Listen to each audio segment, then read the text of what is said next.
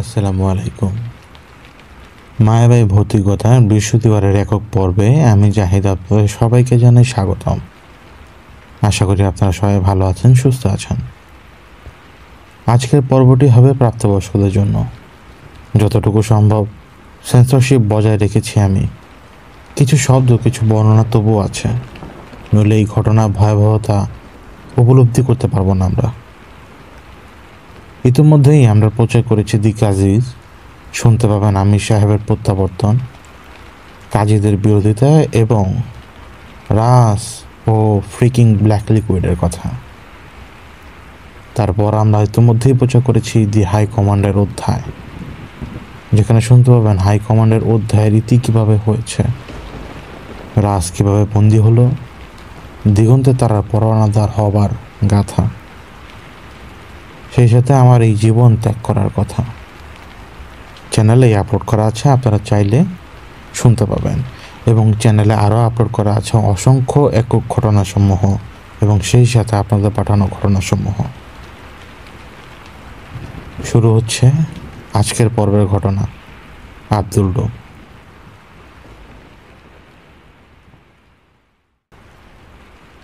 ফেব্রুয়ারির সময় তখন একটা ইমার্জেন্সি ফোন কল পেয়ে একটা জায়গায় অ্যাটেন্ড করি আমি।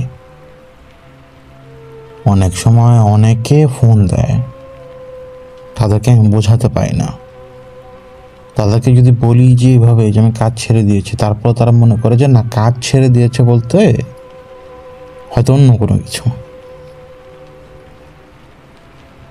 যে জায়গায় আমি অ্যাটেন্ড করি ওই জায়গাটা ছিল আমারই এক পূর্ব পরিচিত এক ভাইয়ের বাসা, এবং তার কাছে সবসময় লোকজন আসতো পানি পড়া নেওয়ার জন্য, এমনকি বিভিন্ন ধরনের ছোট ছোট তদবির করার জন্য।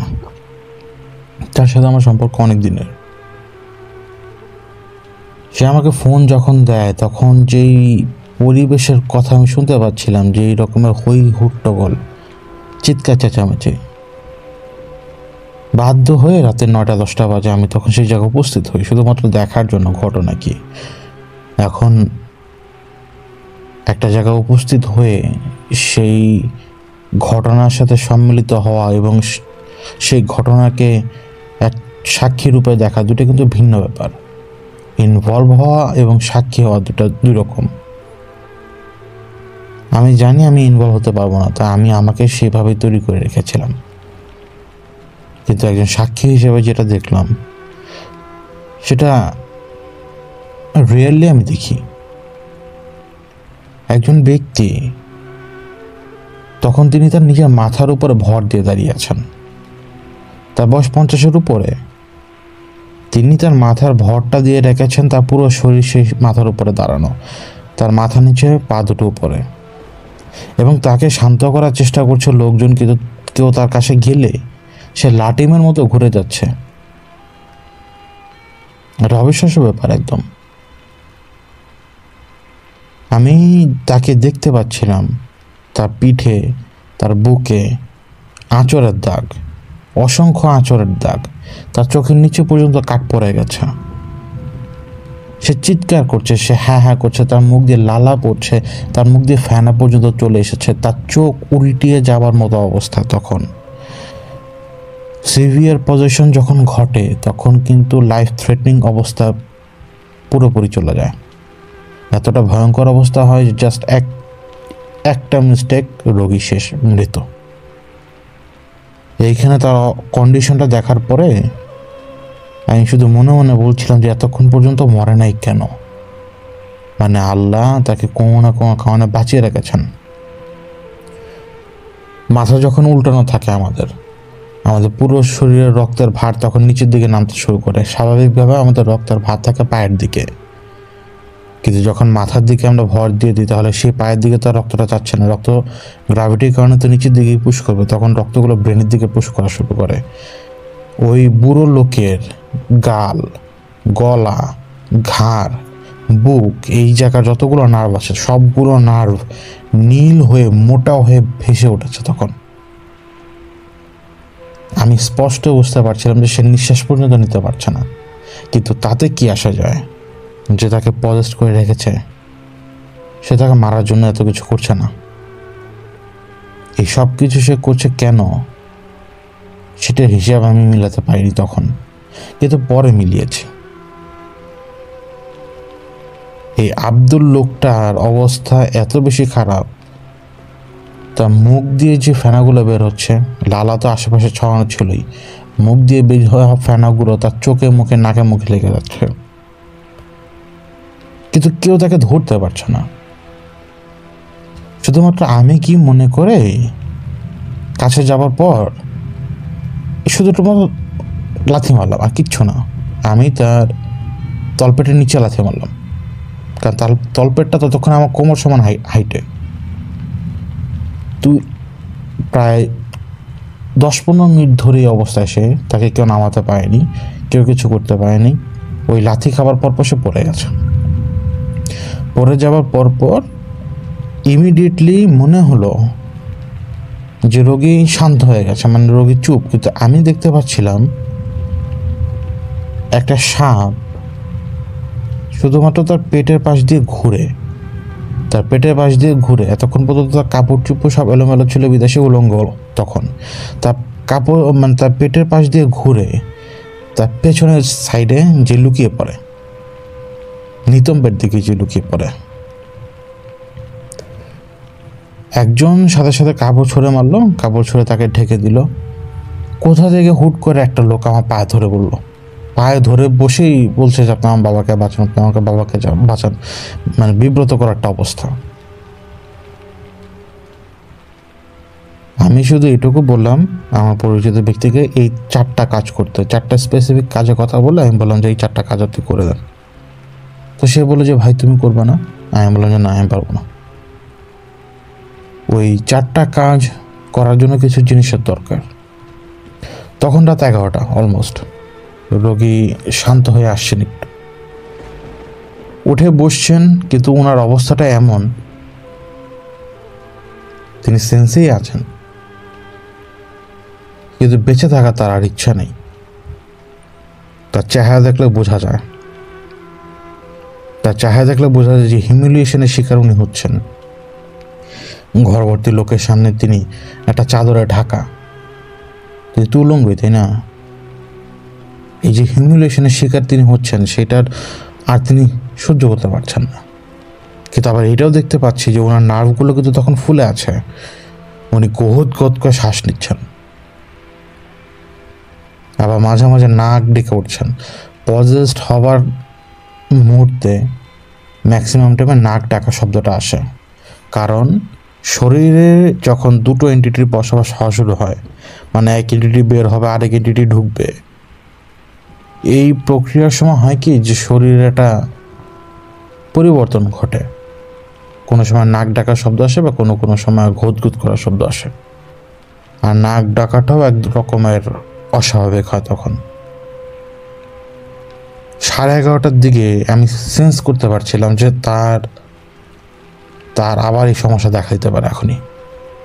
আমি তার দিকে তাকালাম, আমার থেকে প্রায় 10 হাত দূরে এসে বসা, ফ্লোরে তখনও বসা, মুখগুলো শুধু একটু পরিষ্কার করা হয়েছে তার।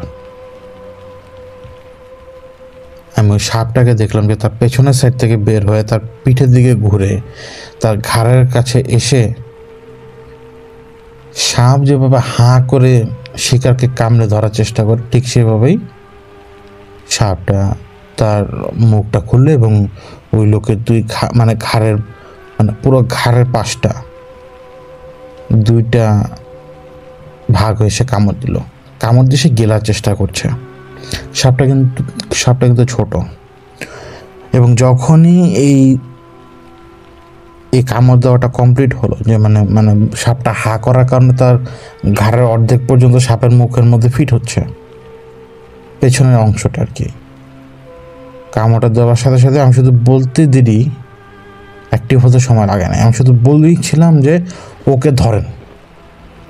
সাথে সাথেই, মানে আমার এই কথা এতটুকুই, এই আব্দুল লোকটা সে লাফ দিয়ে উঠলো, জানালায় উঠলো, উপরে সিলিং ফ্যান ছিল, ওই সিলিং ফ্যানে সে লাফ দিয়ে উঠে বসলো,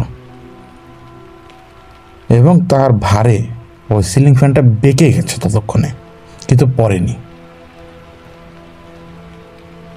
সেই লোকটা হাত দিয়ে ওই সিলিং ফ্যানে বসেই হাত দিয়ে উপরে ছাদে মানে নাড়াতে নাড়াতে নাড়াতে নাড়াতে ফ্যানটাকে ঘোরাচ্ছিল সে দ্রুত যতটুকু পারে, এবং এলোমেলো বাঁকাতারাভাবে ফ্যানটা ঘুরছিল, কিন্তু এটা খুব স্বাভাবিক।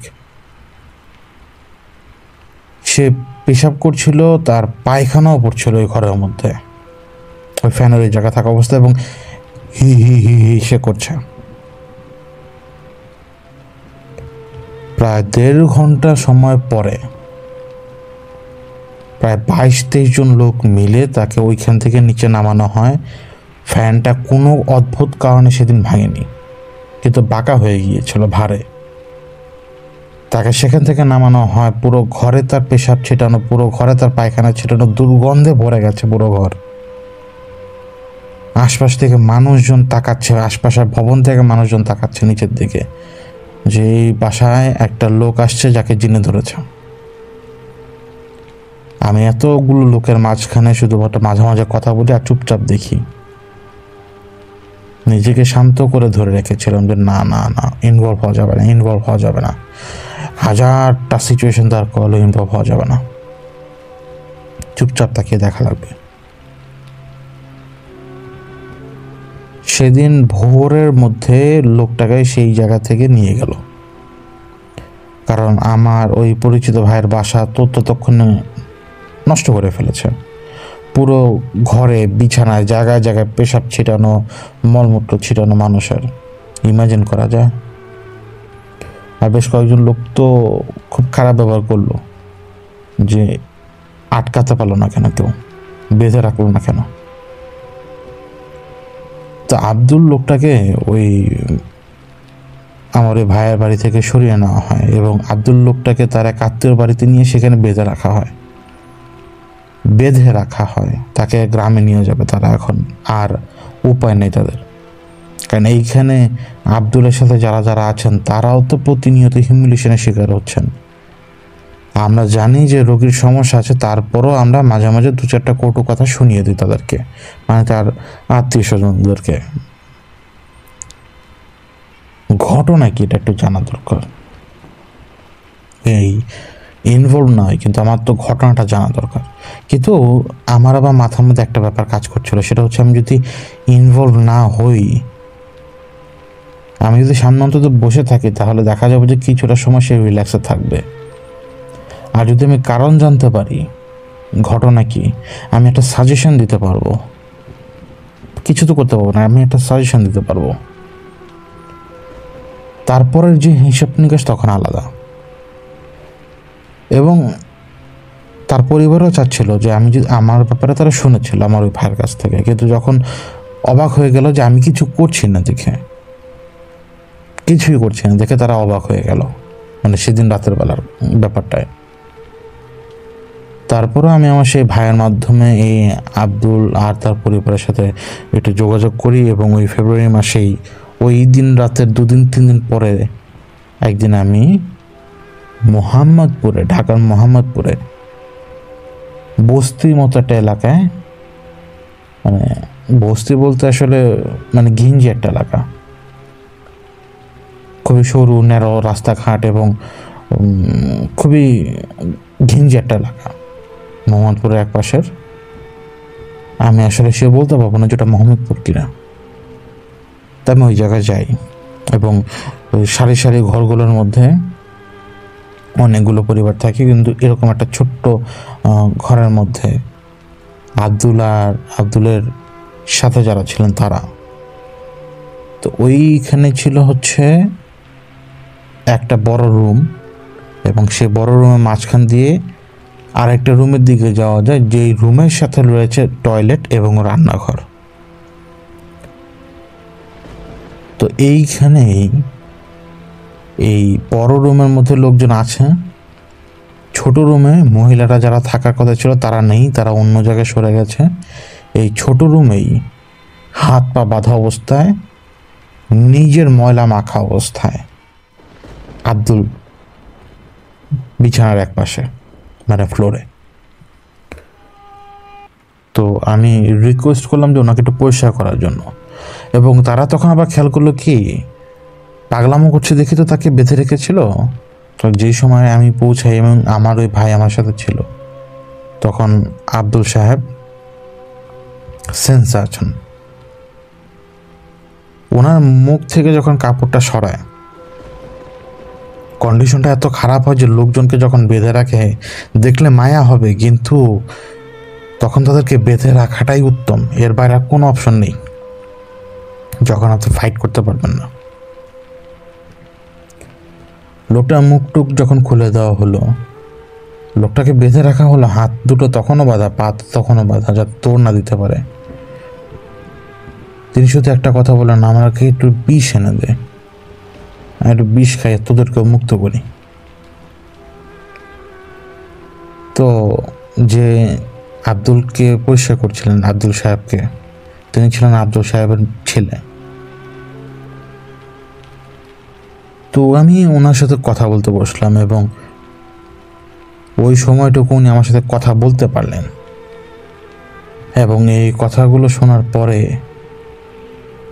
আমি নিজেও আর আব্দুল সাহেবের জন্য আর কোনো রাস্তা দেখতে পাচ্ছিলাম না। কেন জানি মনে হচ্ছিল যে আব্দুল সাহেবের জন্য এটাই ভালো, ওনার এভাবেই শেষ হওয়াটা দরকার। আব্দুল সাহেব ছিলেন একজন ডোম। উনি যুবক বয়স থেকেই ডোমের কাজ করতেন ওনার ওস্তাদদের সাথে মিলে, এবং ধীরে ধীরে ধীরে ধীরে ওস্তাদের সাথে কাজ করতে করতে করতে একসময় তো তিনি নিজেও অভিজ্ঞ হয়ে যান। এবং ডোমরা এখনকার পরিস্থিতি সম্পর্কে তো আর আমরা জানি না। আব্দুল সাহেব যেই সময় ডোম হন সেই সময় আসলে ওই ডাক্তারি হিসাব নিকাশ ওইভাবে ছিল না আব্দুল সাহেবের কাছে। আব্দুল সাহেবকে ওস্তাদরা বলতো, লাশ এভাবে ফার, এইভাবে ভিতর থেকে মাল সামানা বের কর, মাল সামানা বের করে এইভাবে ফলমানির মধ্যে ঢুকে রাখ, আর বাকি কাজ ওই ডাক্তার সাহেবরা আসবে, এসে দেখবে, ময়নাতদন্তের ব্যাপারটা আর কি। তা আব্দুল সাহেব তখন একটা ডিস্ট্রিক্টে, তখন আর কি, কিন্তু ভালো, এখন যদি নাম বলি তাহলে চিনতে পারবেন, এই একটা বড় হাসপাতালে উনি মানে অস্থায়ীভাবে ডোমের চাকরি পান, অস্থায়ীভাবে। তো আব্দুল সাহেবের বিয়ে হয়ে গেছে তখন, এবং তার বাচ্চাও আছে। বয়স তখন ওনার আনুমানিক 40। এটা হবে 2000 সালের সময়ের কথা, যখন আমি বলছি এটা 2000 সালের সময়ের কথা, বা আগে পরে হতে পারে। তো আব্দুল সাহেব নর্মালি একটু ড্রাঙ্ক হতেন দেশি জিনিসপত্র খেয়ে, বিশেষ করে ওনারা গাঁজা সেবন করতেন বেশি।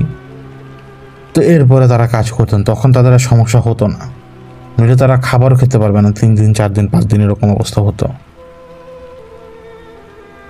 একদিন ওনার কাছে খবর আসে ট্রেনে কাটা পড়েছে, ওই লাশটা সংগ্রহ করতে হবে।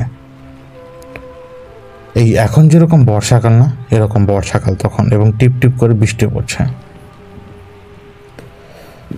আব্দুল সাহেবকে নিয়ে একজন লোক আসেন, দূরেই পুলিশ সদস্য ছিল 2 জন।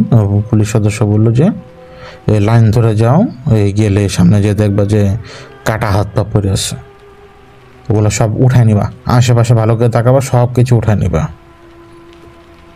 তাও পুলিশ তাকে আবার হ্যাজাক বাতি দিয়ে দেয়, এবং ওই ছোটোর যে এই যে টর্চ আছে না, ডাবল ডি সাইজের ব্যাটারির যে টর্চগুলো ছিল, হলুদ রঙের আলো হতো, তো সেই টর্চ ছিল সাথে। তো আব্দুল সাহেব যাবার পরে দেখতে পান একটা মহিলা মানুষের লাশ, এটা আন্দাজ করে বোঝা যায় সহজেই। বোরকার সাথে কিছু অংশ তখনও লেগেছিল, সম্ভবত বুকের উপরের দিকের অংশটা, ওই 1 হাত সহ। পাগুলো কয়েক টুকরো হয়ে গেছে, পেটের উপর দিয়ে চলে গেছে, পেটের উপর দিয়ে আড়াআড়ি গেছে, এবং মাথাটা মানে ধাক্কা খেয়ে যখন পড়েছে ওই ফোর্সেই ফেটেছিল, বা ওই ফোর্সেই ভেঙে একটু খুলি থেকে একটু আলগা হয়ে গেছে, মানে খুলিটা একটু ক্র্যাক হয়ে ফাঁক হয়ে গেছে। এবং মহিলার একটা চোখ বের হয়ে অলমোস্ট আটকে আছে। এইটা উনি লক্ষ্য করলো যে এই লাশ এখনকার না, এই লাশ আরও আগের, কারণ যেই জায়গাগুলো কেটে গেছে ওই জায়গাগুলো শুকিয়ে গেছে, মানে রক্ত সেই জায়গাটায় শুকিয়ে গেছে। ওনারা যেহেতু ডোম, ওনারা বুঝতে পারে লাশের কন্ডিশনটা কীরকম, মানে কখন মরেছে, এখন মরেছে, 1 ঘন্টা আগে মরেছে, 2 ঘন্টা আগে মরেছে, এটা তারা বুঝতে পারে। আব্দুল সাহেব এক একটা টুকরা যখন নিজের হাতে, কোনো গ্লাভস নেই, আমি আপনাদেরকে বলছি কোনো গ্লাভস নেই, কোনো কিছু নেই, নুয়ে আমরা যেভাবে নুয়ে ধানের চারা রোপণ করি সেভাবে নুয়ে তিনি মহিলার পা উঠালেন। মহিলার এক পায়ে স্যান্ডেল পরা ছিল সেটাও তিনি উঠালেন, ওই আড়াআড়িভাবে যে ওনার বুকের এক পাশ কেটে গিয়ে মানে আলাদা হয়ে গেছে, বোরকাটা ছিল সেই জায়গাটায়। উনি মহিলার কাঁধ ওনার সামনে তখন মহিলার ভেতরের অংশগুলো দেখা যাচ্ছে, উনি সেই বডি ধরে ওই চাদরের উপর রাখেন, চাদরের উপর রেখে সবগুলো অংশ পার্ট বাই পার্ট সংগ্রহ করেন, এবং কি ওই মহিলার চুল পর্যন্ত ছিঁড়ে গিয়েছিল, মানে ট্রেনের চাকার নিচে পড়ে চুলগুলো হয়ে গিয়েছিল, সেই চুলগুলো পর্যন্ত তিনি সংগ্রহ করেন যতটুকু তার পক্ষে সম্ভব হয়। এই চুলগুলো তিনি সংগ্রহ করার পরে চাদরে মোটামুটি তোলার পরে পুলিশ যখন বলল যে হ্যাঁ ঠিক আছে সব কমপ্লিট, তখন পুলিশ আবার সেই জায়গায় সুরতহালায় কাজ করলো। সুরতহালায় কাজ করার পরে এই লাশ নিয়ে আসবে আরেক গাড়ি বা অন্য কেউ। এখন আবার ওনার কোনো কাজ নেই, ঠিক আছে, ভালো কথা। উনি জানতো যে ওনাকে রাতেরবেলা, আজকে আর কোনো কাজ নেই, উনি রাতেরবেলা চলে যাবে, কিন্তু মানে সেই দিনেই মর্গে একটা লাশ আসলো। একটা মেয়ে বিষ খেয়ে সে আত্মহত্যা করেছে। এখন সেটা ময়নাতদন্ত হবে, রাতেরবেলা ময়নাতদন্ত হবে, রাতেরবেলা স্যার আসবে, মানে ডাক্তার সাহেবরা আসবে, বড় স্যাররা আসবে। তো রাতের বেলা তো সচরাচর ওই সময় হতো না। তো আব্দুল সাহেব জিজ্ঞেস করেছিল যে রাতের বেলা কীভাবে, তো তখন ওনাকে শুধু এটুকু জানানো হলো যে রাতের বেলা মর্গে থাকতে হবে, কারণ স্যাররা আসবে। এখন স্যাররা কেন আসবে এটা কেউ জানে না, কিন্তু এটা ময়নাতদন্ত আজকে রাতে হবে। ঠিক আছে, ভালো কথা। তো তিনি মর্গে এসে অপেক্ষা করছেন, মর্গের বাইরে বসেন, মর্গের ভেতরে বসেন। লাশ কাটা ঘরগুলো কিন্তু একটু অন্যরকম হয়, আমরা তো জানি কীরকম, এখানে কেমিক্যালের গন্ধ থাকে প্রচুর। ওই লাশ কাটা ঘরে ওই লাশের ব্যাগটা ঢোকানো হয়, যে টুকরো টুকরো করা লাশটা আসছে মাত্র, সে ব্যাগটাও ঢোকানো হয়। চাদর দিয়ে গিটের মতো করে রাখা ডেড বডি, লম্বা তো আর না, মানে অবস্থাটা বুঝতে পারছে, মানে ঝোলার মতো, চাদরটা তখন ঝোলার মতো হয়ে গেছে, এবং চাদরটা থেকে রক্ত পড়ছে না, কিন্তু চাদরটা রক্তাক্ত হয়ে গেছে, মানে ওই চাপে পড়ে বা যেটাই হোক। তো আব্দুল সাহেব নর্মালি বললেন যে ওই ইয়ার উপরে রেখে দেন। ওই লাশ কাটা করে কোনো স্ট্রেচার ছিল না, ফ্লোরের উপরে লাশ রেখে দিল। কিছুক্ষণ পরে আরও একটা লাশ আসলো। আব্দুল সাহেব জানতে পারলেন যে এটা সেই মেয়েটার লাশ যে সুইসাইড করেছে বিষ খেয়ে। তো তার সামনে লাশটা রেখে চলে গেল। বাইরে টিপটিপ বৃষ্টিটা ধীরে ধীরে বাড়তে লাগলো। উনি মর্গের বাইরে যে অপেক্ষা করছিলেন কিছু সময়। এদিকে মর্গের মধ্যে কেমন যেন একটু পর পর জিনিসপত্র নড়ার শব্দ হচ্ছিল, মানে ইঁদুরের মনে হবে যে ইঁদুর দৌড়াদৌড়ি করছে জিনিসপত্রের উপর দিয়ে, এরকম শব্দ হচ্ছিল। তো মর্গে ইঁদুর আসে, এটা সত্যি কথা, কিন্তু আজকে যদি ইঁদুর আসে, লাশ তো নিচে রাখা, তাহলে কিন্তু ঝামেলা হয়ে যাবে, কারণ ওই বড় স্যারেরা খারাপভাবে দেখবে, কারণ বড় স্যাররা আসলে তখন স্ট্রেচার নিয়ে আসবে। তিনি দৌড়ে আবার ঢুকলেন ভেতরে, এবং তিনি ভেতরে ঢোকার পরে তিনি দেখতে পান যে একটা ইঁদুর ঠিকই ওই যে ঝোলার মতো অবস্থায় যে মহিলার ট্রেনে কাটা লাশ ছিল, ওই চাদরের বাইরে দিয়ে কামড়ানোর চেষ্টা করছে, মানে ইঁদুর চাদরের বাইরে থেকে দিয়েই। তো উনি রুমে ঢোকাতেই ইঁদুর দৌড়ে পালিয়ে গেল। কিন্তু বাইরের বৃষ্টি, উনি ভেতরে ঢুকতে ভিতরে বাইরের বৃষ্টির তোর বেড়ে গেল, একদম একেবারে ঝাপটা দিয়ে বেড়ে গেছে। তো এখন তিনি কী করবেন? ওইখানেই কয়েকটা চেয়ার আছে, একটা চেয়ার নিয়ে তিনি গেটের সামনে বসলেন। তার পেছনে লাশ, সামনে না। তিনি গেট বরাবর বাইরের দিকে তাকিয়ে আছেন, কোনো ভয় নেই, কোনো কিছু নেই তার মধ্যে। বিদ্যুৎ চমকাচ্ছে, বজ্রপাত হচ্ছে, বৃষ্টি হচ্ছে। উনি মনে মনে ভাবছিলেন যে আজকে আরামের একটা ঘুম ছিল, ঘুমটা চলে গেল আমার। আচমকা উনি অনুভব করলেন তার কেমন যেন একটু ঘুম ঘুম আসতেছে চেয়ারে বসা অবস্থায়, এবং জেগে থাকার আপ্রাণ চেষ্টা করতে করতে একসময় তার চোখ লেগে যায়। চোখ লেগে যাওয়ার পরে এই ঘুমের মধ্যেই তার স্বপ্ন দোষের ঘটনা ঘটে। মানে তিনি ঘুমের মধ্যে দেখছেন যে তিনি একটা খুবই সুশ্রী কম বয়সী বালিকার সাথে তিনি সঙ্গমে রত। তিনি একজন 40 ব্যক্তি, এবং যার সাথে তিনি সঙ্গম করছেন তার বয়স 15-16 বছর, এবং মেয়েটাই তার সাথে করার জন্য আগ্রহী, এবং স্বপ্নের মধ্যেই হচ্ছিল এরকম। এবং স্বপ্ন দোষের থ্রুতেই তার ঘুমটা ভাঙে। তো ঘুমটা ভাঙার পরে অনেকের এক এক রকম অনুভূতি হয়। কেউ স্বপ্নদোষের কারণে যদি তার ঘুম ভাঙে, কারোর গিল্টি অনুভব হয়, কারোর আরও বেশি ভালো লাগে। আমরা তো আসলে এই ব্যাপারগুলো জানি না, কারণ ডিসকাস করি না আমরা এই ব্যাপারগুলো কারোর সাথে। তো তার তখন ভালো লাগছিল, আব্দুল সাহেবের ফুরফুরা অন্তর তখন তার। এবং কেন জানি তার মনে হলো তার এখন এই লাশগুলো তৈরি করে রাখা দরকার।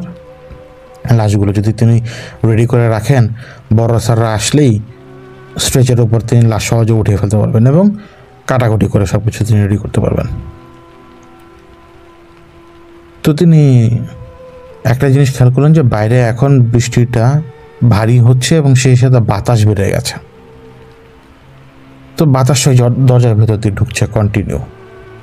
তো ফ্লোরে যে আরেকটা লাশ ছিল, সেটা কিন্তু একটা মেয়ের লাশ। কাপড় উড়ে যে মেয়েটা পা বেশ কয়েকবার বের হয়ে আসছে হাঁটু পর্যন্ত। তো তিনি অত কিছু খেয়াল করলেন না, দরকার মনে করলেন না কোনো কিছুর। তুমি শুধুমাত্র পা দিয়ে বুড়ো আঙ্গুল এবং বুড়ো আঙ্গুলের পাশের ছোট আঙ্গুলটা দিয়ে চাদরটা চাপ দিয়ে ধরে টেনে আবার পা দিয়ে ঢেকে দিলেন, পা পর্যন্ত ঢেকে দিলেন। তিনি ইনস্ট্রুমেন্ট কী দিয়ে কাটবেন লাশ, সেটা তিনি মোটামুটি গুছিয়ে নিয়েছেন ততক্ষণে। আবার একটা বাতাসের ঝাপটা এলো, কিন্তু এবারে বাতাসের ঝাপটায় পুরো লাশের উপরে রাখা কাপড়টাই সরে গেছে। লাশের উপর থেকে কাপড়টা সরে যেয়ে উড়ে যেয়ে পাশের দেয়ালে যেয়ে পড়ে। তো তিনি হেঁটে যেয়ে কাপড়টা নিয়ে যখন আবার মেয়েটাকে ঢাকতে যাবেন, তখন উনি ওই অল্প আলোতে উনি দেখতে পান, আরে এটা তো সেই মেয়ে। মানে উনি অবাক হন যে একটু আগে স্বপ্নে এই মেয়েকে উনি দেখেছেন। অদ্ভুত একটা ব্যাপার। এই মেয়েটারও 15-16 বছর বয়স এবং সেম টু সেম চেহারা। তফাৎ একটা যে সে ডেড, সে মারা গেছে। তো উনি আব্দুল সাহেব চিন্তা করছিলেন যে ঘটনা কি, আমি তো চেহারা দেখলাম না, কোনো কিছু না, কিভাবে কি। তারপরে কোইন্সিডেন্স মনে করলেন উনি। কোইন্সিডেন্স মনে করে উনি চেহারা ঢেকে মানে আবার চেয়ারে যে বসলেন। কিন্তু ওনার মন না ধীরে ধীরে অশান্ত হয়ে উঠতে লাগলো। ওনার মধ্যে তখনও সেই ভাবটা ছিল, সে কামনা বাসনার সে ভাবটা ছিল তখনও, কারণ স্বপ্নদোষের প্রভাবটা তখনও তার উপরে থেকে গেছে।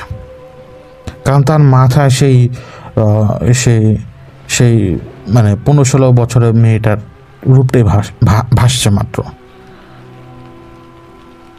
কি মনে করে তিনি আবার তাকালেন, মানে ঘটনা কি এটা উনি মেলাতে পারছেন না। আবার আগ্রহ ওনার বাড়ছে ধীরে ধীরে প্রচণ্ডভাবে। এখন স্বপ্নদোষের সময় তো তিনি মানে মেয়েটাকে পূর্ণাঙ্গভাবে দেখেছেন। তো তার তার যে শয়তানি সত্তা মানুষের মধ্যে, তার মনে চাইল যে এখন তো তার সামনে আছে, তাহলে একবার দেখি না কি হয়, মানে কি আছে, মানে উনি যেভাবে দেখাচ্ছেন শরীরটা কি এরকম কিনা, মানে একটা কুমতলব তার মধ্যে চেপে বসে। এমন না যে তিনি কোনো কিছু করবেন, না না না, উনি দেখতে যাচ্ছিলেন, কারণ ওনার স্পেসিফিকভাবে মেয়েটার কয়েকটা জায়গার কিছু জিনিস, কিছু স্পেসিফিকেশন ওনার মনে ছিল, মানে ওনার চোখে তখন ভাসছে। তো স্বপ্নদোষের তাড়নায় হোক বা যেটাই হোক, তিনি ওই মেয়েটার লাশের কাছে যান এবং কাপড়টা সরান এবং অনেকক্ষণ চেহারার দিকে তাকিয়ে ভালোভাবে কনফার্ম হলেন যে না, আমি এই মেয়েটাকেই দেখেছি। তো উনি মেয়েটার গায়ে হাত রাখলেন। উনি মেয়েটার গায়ে যখন হাত রাখেন, ওনার শরীরটা কেমন যেন মানে ঝিলিক মেরে ওঠে, ওনার শরীরে কেমন যেন একটা কামনা বাসনা মানে খুব মারাত্মকভাবে জেগে ওঠে। আব্দুল সাহেব কি মনে করে মেয়েটার কাপড় তুলেন, উনি আরো বেশি বিমোহিত হতে থাকেন। এই লাশটা তার কাছে কেমন যেন মনে হচ্ছিল একটা পণ্যের মতো, একটা অবজেক্টের মতো। তো তিনি হিতাহিত জ্ঞান হারিয়ে ওই লাশের সাথে সঙ্গমে লিপ্ত হয়ে যান। কিভাবে সেটা আল্লাহ জানে। তিনি শুধু এইটুকু আমাকে বলেছিলেন, মানে তিনি বড় সড়ো কিছু করতে পারেনি, তিনি শুধু দেখেছেন আর যা পারেছেন করেছেন, তিনি বড় সড়ো কিছু করতে পারেননি এবং তার ভালো লাগছিল, তার খুব ভালো লাগছিল এবং সেইটাই শুরু। মানে মৃত মহিলার লাশ তিনি আগেও দেখেছেন অহর, তার সামনে তিনি নিজে লাশ কেটেছেন, রাতের পর রাত তার সামনে লাশ পড়েছিল, উলঙ্গ লাশ, অর্ধেক কাপড়ওয়ালা লাশ, কাপড়েওয়ালা লাশ, যেই কোনো লাশ, ছেলে হোক মেয়ে হোক, সব ধরনের লাশ ওনার চোখের সামনে থাকতো, কিন্তু কখনো তার এরকম হয়নি।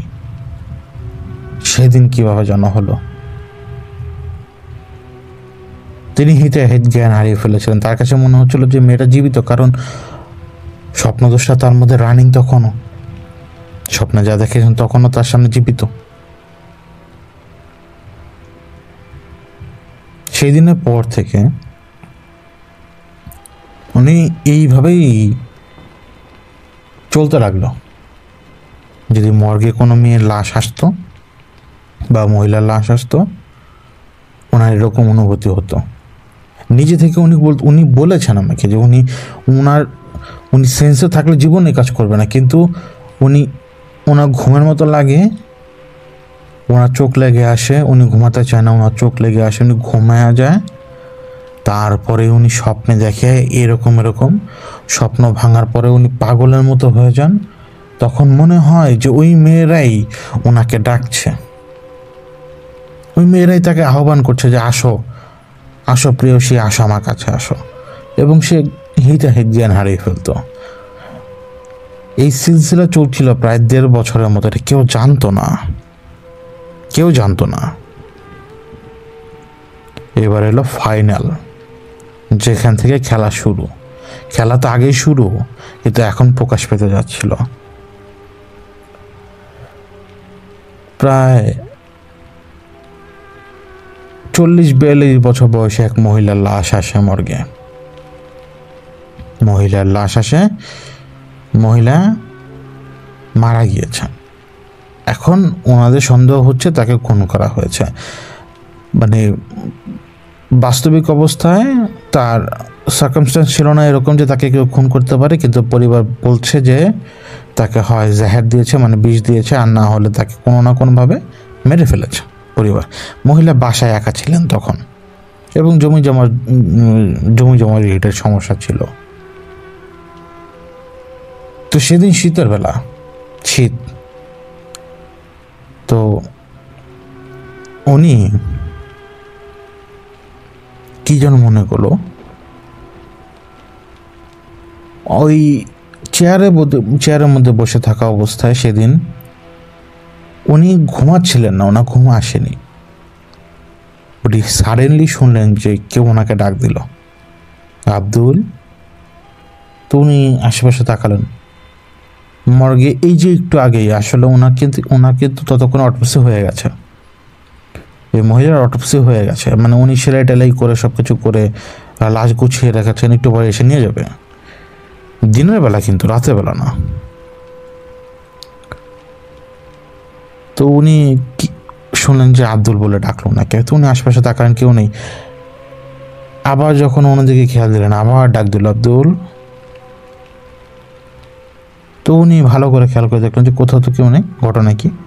কিন্তু আবারও যখন উনি যখন নিজে খুঁজছিলেন যে কেউ ওনাকে ডাকছে, কে ডাকছে দেখার জন্য, আবারও যখন ওনাকে কেউ আব্দুল বলে ডাক দিল, ওনার তখন চেহারা, মানে উনি তাকিয়েই ছিলেন কিন্তু ওই মহিলার লাশের দিকে, যে আব্দুলকে ওইখান থেকে কেউ ডাকে কিনা। যখন তৃতীয়বার আব্দুল ডাক দিল, মহিলার মুখটা যে কাপড় দিয়ে ঢাকা, ওইখানে বাতাস, মানে মুখ দিয়ে কথা বললে যে বাতাস বের হয়, চাদরে সেটার ছাপটা স্পষ্ট উনি বুঝতে পারলেন যে ওই লাশই তাকে ডাক দিল 3 বার। তো তিনি কি মনে করে মুখ থেকে কাপড়টা সরিয়ে লাশের দিকে তাকালেন। আব্দুল সাহেব দেখতে পান যে মহিলার চোখ দুটো খোলা। তো তিনি চোখ দুটো নামিয়ে দিয়ে কাপড়টা আবার দিয়ে দেন। কাপড় দিয়ে তিনি যখন ফিরতে যাবেন, খপ করে ওনার বাম হাতটা ধরে ফেলে সেই লাশ ওনার বাম হাতটা ধরে ফেলার সাথে সাথে ওনার সারা শরীর হিম হয়ে যায়, অসাড় হয়ে আসে ওনার পুরো শরীরটা। এমন এক ঝাঁকি উনি খান যে ঝাঁকিরে উনি সারা জীবনে কখনো খাননি। এতগুলো কর্মজীবনের দিনে তিনি যেই ধাক্কাটা খান, 4-5টা মনে হচ্ছে যেন দুলছে। ওই মহিলা তার বাম হাত ধরেছে, সেই মহিলা তার বুক কাটা, তার পেট কাটা, তার গালের পাশে পানি জমে গেছে, মুখ দিয়ে সে পানি বেয়ে বেয়ে পড়ছে। সে মহিলা তার দিকে তাকিয়ে বলছে, আমার বাচ্চা কোথায়? তোরা আমার বাচ্চা নিয়ে যাচ্ছিস কোথায়? পরে সেই মহিলা তার নিজের পেটের উপরে তার অপর হাত রেখে সে বলতে লাগলো যে আমার পেটে কাটা কেন, আমার পেট কাটা কেন, আমার বুক কাটা কেন। তারপরে নিজের হাত দিয়ে সে 2 হাত দিয়েই আব্দুল সাহেবকে ধরে বসে আব্দুল সাহেবের গলা চাপতে শুরু করে সে। আব্দুল সাহেব তার চোখে যতটুকু দেখেছেন, ওই লাশটা রীতিমতো প্যারালাইজড কন্ডিশনে উঠে আসে, মানে সে তার 2টা পা নাড়াতে পারেনি। সে ওই জায়গা থেকেই সোজা তার গলা ধরে ফেলে 2 হাত দিয়ে, এবং মানে ভয়ঙ্কর চেহারায় দাঁতগুলো বের করে ওনাকে বলছিল অসভ্যভাবে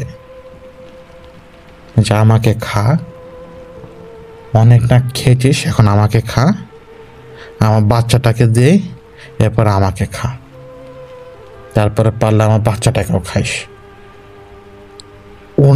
ওনাকে সে লাশ ফ্লোরে চেপে ধরেছে, তখন ফ্লোরে চেপে ধরেছে।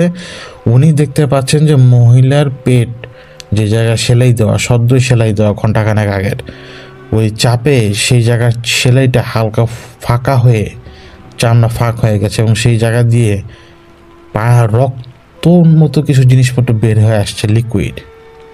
সেই মহিলা সেই দিকে তাকিয়ে ভয়ঙ্করভাবে হি হি করে হাসতে হাসতে 1 হাত দিয়ে সেই নোংরা পচা জিনিসগুলো তুলে নিয়ে আব্দুল সাহেবের মুখের উপর চেপে দিয়ে বলে, নে খা, সোহাগ করস, লাশের সাথে সোহাগ করিস, তো এটা খাইতে পারবি না? খা, দেখ কত মজা, দেখ সোহাগের ফল কিরকম।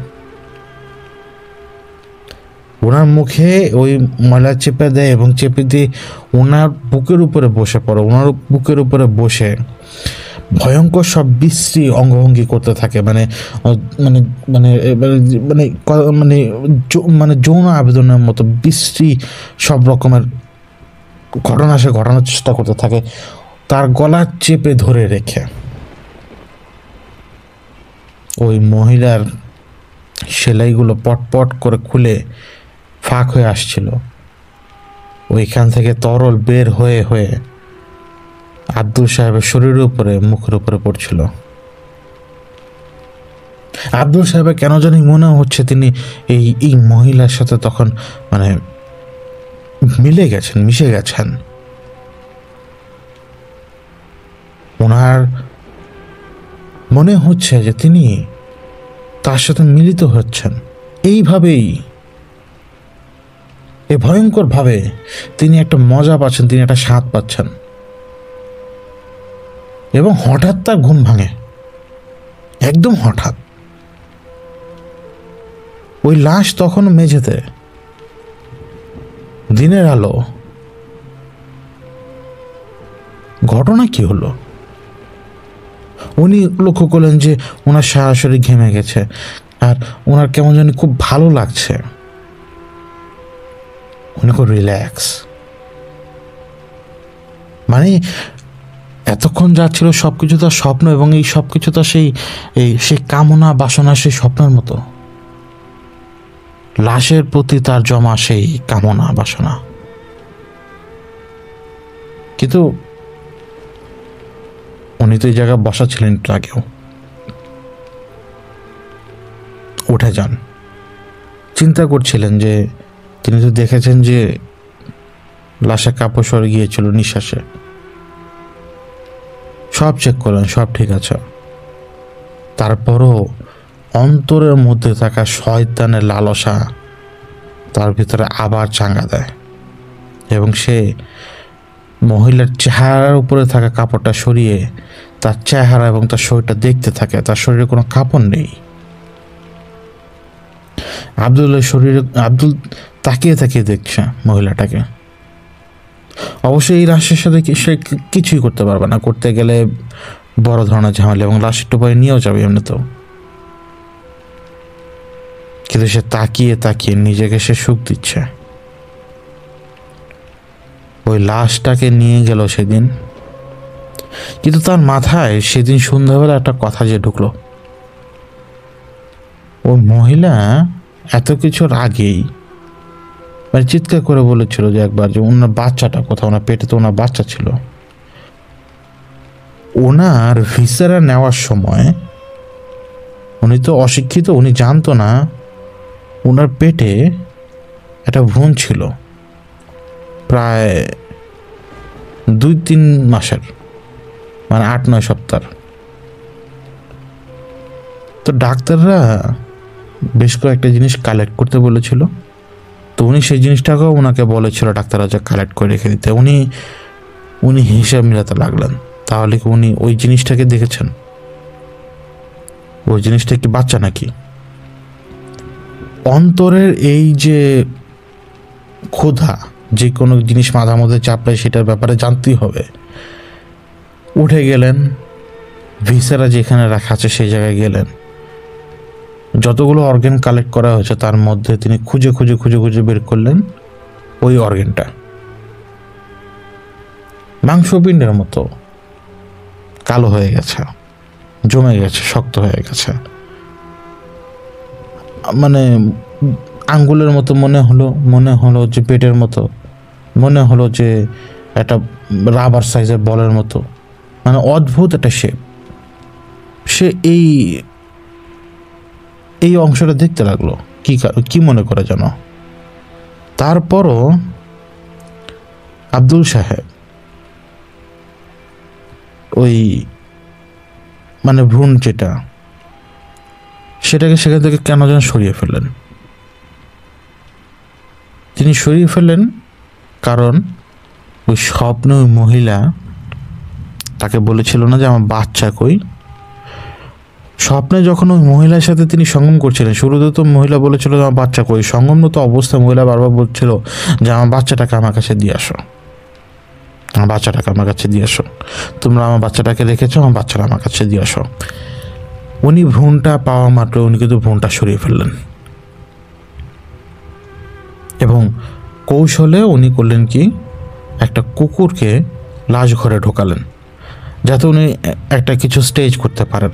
তার মাথায় চিন্তা ছিল এইটাই। এমন একটা অবস্থা তার, যে এমন একটা তাড়না তার, যে এই লাশের সাথে তো তিনি সঙ্গম করেছেন, তাহলে এই লাশ তাকে মানে এই মহিলার সাথে তিনি সঙ্গম করেছেন যেহেতু সে চাচ্ছে তার সন্তানকে পেতে, তিনি তার সন্তানকে তার কাছে দিয়ে আসুক। কিন্তু সন্ধ্যা হতে হতে হতে এই আব্দুল সাহেবের অবস্থা ভয়ঙ্কর খারাপ হয়ে যায়। তার মন মানসিকতা এত বিশ্রী হয়ে ওঠে, সে ডিসাইড করে যে আজকে রাত্রে ওই মহিলাকে যেখানে দাফন করেছে তার তাড়না বাসনা এমন ভয়ঙ্করভাবে মানে বিশ্রী একটা অবস্থার মধ্যে যে পৌঁছায় যে সে কবর করে হলেও তার সাথে সঙ্গম করবে আজকে। মানে তার মাথার মধ্যে ইমেজ আসা শুরু হয়ে গেছে, সে কিভাবে করবে, তাকে ইমেজ দেয় কি? ওই ভ্রূণ তো সেখান থেকে তিনি সরিয়ে ফেলেছেন, তিনি খোঁজ নিয়ে জানতে পারেন মহিলা কোন এলাকার, কিন্তু সেই দিন তা তিনি কিছু করতে পারবেন না, শুধু এলাকাটা চিনে এসছেন। এবার পরের দিন তিনি যান, পরের দিন তিনি ডিউটি ফেলে রেখে তিনি সেইখানে যান, চারপাশে ঘোরাফেরা করতে থাকেন, অপেক্ষা করতে থাকেন রাতের। একটা বিশাল বড় গোরস্থানের মধ্যে মহিলাকে দাফন দিয়েছে, কিন্তু তিনি সাথে করে কিন্তু সেই ভ্রূণটা নিয়ে আসেননি। এতটা এক্সাইটেড তিনি তার সাথে করে খন্তা নিয়ে এসছেন, শাবল নিয়ে এসছেন। তিনি জানেন কিভাবে কবর দেয়, কিভাবে কত দ্রুত তিনি সবকিছু করতে পারবেন। তার বেশি জায়গা দরকার নেই, শুধুমাত্র তিনি ঢুকতে পারলেই হলো। তাকে আলো জ্বালাতে হবে না, তাকে কোনো কিছু করতে হবে না। তিনি সন্ধ্যার পর কবর করতে শুরু করেন এবং মোটামুটি একটা গর্ত করে আরো বেশ কয়েকটা জায়গার অংশ মাটি সরিয়ে তিনি লাশের নাগাল পেয়ে যান, মহিলার পায়ের দিকের অংশ, এবং আগে দুটো পা দিয়ে সে কবরের ভেতরে নামে এবং নিজের জন্য একটু জায়গা করতে থাকে। আরো জায়গা করে আরো কিছুটা গর্ত বাড়ায় এবং ওই গর্ত করার সময় তিনি অনুভব করেন যে তার যতটুকু তিনি দেখতে পাচ্ছেন কিন্তু কেমন যেন মনে হচ্ছে এমনিতেও সবকিছু চোখ বন্ধ হয়ে আসছে, মানে আধার নেমে আসছে চোখে, শরীর তীব্র গরম আর প্রচন্ড কামনা বাসনায় মানে তিনি আক্রান্ত। তিনি অন্ধকারে কি করলেন তিনি নিজেও জানেন না, তিনি কামনা বাসনার মধ্যে রপ্ত। তখন হঠাৎ কে জানি তার মাথার চুল ধরে টান দিয়ে ভেতর দিকে নিয়ে যায় ওনাকে, কামনা বাসনার রত থাকা অবস্থাতে কে জানি ওনার মাথার চুল ধরে একটা হ্যাচকা টান দিয়ে ভেতরের দিকে নিয়ে যায় ওনাকে, এবং সেইখানে নিয়ে যাওয়ার পরে ওনার সাথে তীব্রভাবে ধস্তাধস্তি হয়। উনি নিঃশ্বাস নিতে পারছেন না, ওনার গলা টিপে ধরেছে, ওনাকে খুন করার জন্য কে জানি ওনার গলা টিপে ধরেছে, উনি নিঃশ্বাস নিতে পারছেন না, কিচ্ছু করতে পারছেন না। কিন্তু এই ধস্তাধস্তি করে উনি যেভাবে পেরেছেন উনি সে কবরের ভেতর থেকে বের হয়ে আসছেন। উনি বের হয়ে আসার সময়ও ওনার দুটো পা ধরে ভেতরের দিকে টানছিল কে জানি, কিন্তু তারপরও তিনি সেখান থেকে বের হয়ে আসেন এবং বের হয়ে এসে তিনি পালাতে চান, তিনি দৌড়াচ্ছেন এবং তার পেছনে সেই মহিলা দৌড়াচ্ছে, সেই মহিলা তার পেছনে দৌড়াচ্ছে খালি গায়ে, তার সাথে কোনো কিছু নাই। সে মহিলা বিকট কণ্ঠে চিৎকার করে বলছে যে আমার বাচ্চা কই, আমার বাচ্চা কই, আমার বাচ্চা কই। রাস্তায় যে কোনো একটা জায়গায় অজ্ঞান হয়ে পড়ে যান আব্দুল সাহেব। সেদিনের পর থেকে প্রায় 6 মাসের মতো তিনি কাজে যাননি। তখন 2003 বা 2004 সালের মতো সময়, বা 2005 সাল, এরকমই একটা সময়। তখন তো কাজে যাচ্ছেন না, আর ওনার জন্য তো চাকরি বসেও থাকবে না। উনি নতুন জায়গায় চাকরি খুঁজতে শুরু করেন। উনি কখনো রিক্সা চালান, কখনো মিশুক, কখনো তিনি ইট ভাটায় কাজ করতেন, কখনো তিনি রাজমিস্ত্রির হেল্পার হিসেবে কাজ করতেন। তিনি রাতে ঘুমাতে পারতেন না। যতগুলো মহিলার সাথে তিনি এই নিষিদ্ধ কাজ করেছিলেন সবগুলো মহিলার চেহারা তার মনে আছে। সেইখানে 15 বছরের মেয়ে থেকে শুরু করে 50 বছরের উপরে মহিলা যেমন আছে, ঠিক তেমনি 10-11 বছরের মেয়েও আছে। ওনার কি হতো উনি নিজেও জানতেন না। উনি রাতে ঘুমাতে পারতেন না। ওই মহিলারা, ওই মেয়েরা এসে গলা ওনার টেপে ধরতো ওনার চোখের সামনেই, স্বপ্নে না। উনি একা থাকা অবস্থায় ওনার সাথে যদি কেউ থাকতো, দেখতো যে উনি হঠাৎ করে নিজের গলা ছাড়ানোর চেষ্টা করছেন, মানে কেমন যেন উনি দাবাদাবি করছেন। রাতে বেলা উনি ঘুমাতেই পারতেন না। আব্দুল সাহেব রাতে ঘুমাতেই পারতেন না। এইভাবেই চলছিল। কিন্তু কি মনে করে আবারও তিনি ডোমের কাজ নিলেন। কিন্তু এখন তিনি মহিলা লাশ হ্যান্ডেল করেন না। তিনি বলেই দিয়েছিলেন যে আমি কোনো মহিলার লাশ হ্যান্ডেল করব না, সেটা পুলিশ হোক এবং তার উপরে যিনি কর্মকর্তা আছেন তাকেও। তিনি মহিলার লাশ হ্যান্ডেল করবেন না। তো ভালো কথা, মানুষ তো মনে করতেই পারে যে পর্দার ব্যাপার, বা সে হয়তো ইমানি ধাঁচের লোক। কেউ তো তার পুরাতন ইতিহাস জানতো না। এবং ডোমের চাকরি পাওয়ার পরে তার ইনকামটা যেহেতু একটু বেড়ে গেল, এখন মদের নাগাল পাওয়ার পরে যখন অন্য ডোমের দ্বারা মদের নাগাল পেল, মদ খেলো, তখন তো সব কিছু আরও পরিবর্তন হয়ে গেল। তো শুরুর দিকে তো তারা গাঁজা খেতেন যাতে মাইন্ডের উপরে ইফেক্ট না পড়ে। এখন মদ সে কাজ করতো তার জন্য। লিভিং হেল ছিল তার জীবনটা। সে মর্গে বসে থাকতো রাতের বেলা, ওই মহিলারাই তার সামনে আসতো যাদের সাথে তিনি সঙ্গম করেছেন। তারা আসতো, তার গলা টিপে ধরতো। তিনি প্রত্যেক দিন রাতে মরতেন এবং প্রত্যেক দিন রাতে মরার পর আবার জীবিত হতেন। এটাই ওনার ভাষ্য ছিল যে আমি প্রত্যেক দিন রাতে মরতাম, প্রত্যেকবার মরার পরে আমি আবার চিন্তা হইতাম। ওই মেয়ে বলেন, ওই নাতনি বলেন, ওই সেরি বলেন, ওই বেডি বলেন, এটা সবাই এসে আমার গলা টিপা ধরতো আর আমার মারে আবার লাগতো। আবার জায়গা উঠতাম, আবার মারতো, আবার জায়গা উঠতাম, আবার মারতো। চলতেই আছে। এইভাবে উনি আমাকে কথাটা উত্তর দিলেন। পরে উনি আর না পেরে একজন আলেমের কাছে যান এবং আলেমের কাছে যে বলেন যে হুজুর, আমি আমার জীবনে এই কাজ করেছি। তো ওই আলেম নিজেকে সংবরণ করে ওনাকে অনেক বোঝালেন এবং বললেন যে আপনি আল্লাহর কাছে সারেন্ডার করেন। আপনি যে ঘোর পাপ করেছেন, এই পাপের তো কোনো মাফ হবে না, তবু আপনি সারেন্ডার করেন আল্লাহর কাছে।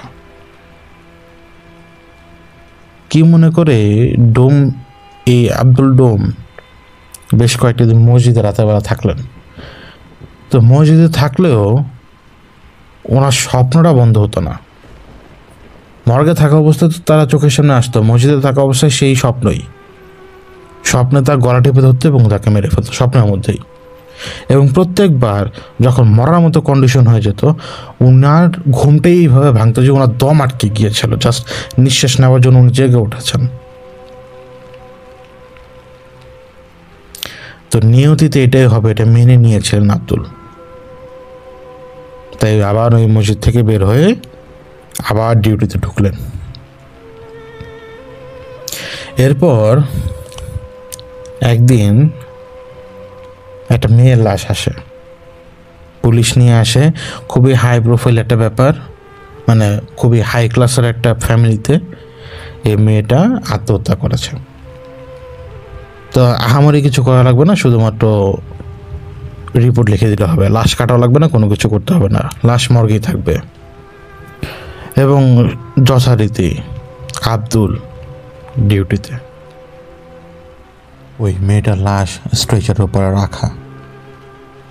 আব্দুল ডোম একটা টেবিলের পাশে বসে আছেন, শান্ত একদম।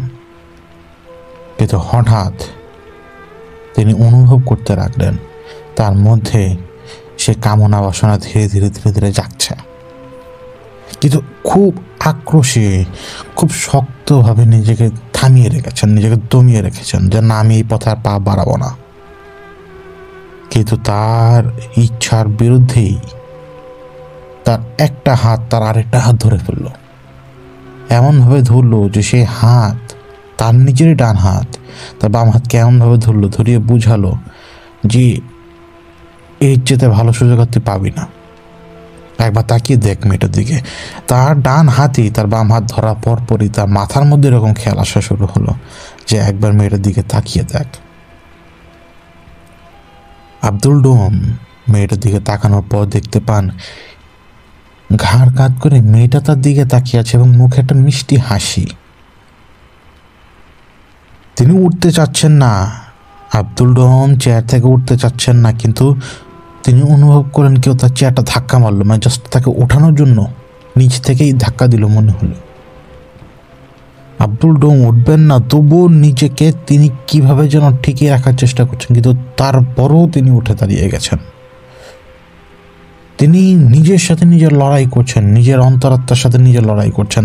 তিনি যাবেন না, কিন্তু তার শরীর কদম দিয়ে আগাচ্ছে। তিনি যাবেন না, তার চোখ সেদিকে তাকাচ্ছে। তিনি যাবেন না, তার হাত সেদিকে এগুচ্ছে। এইভাবে টানা হ্যাঁচড়া, নিজের সাথে নিজে টানা হ্যাঁচড়া করছিলেন। মনে হচ্ছিল যে তার নিজের ওজন বেড়ে গেছে অনেক, চারপাশটা কেমন যেন লাগছে, অতি মায়াবী।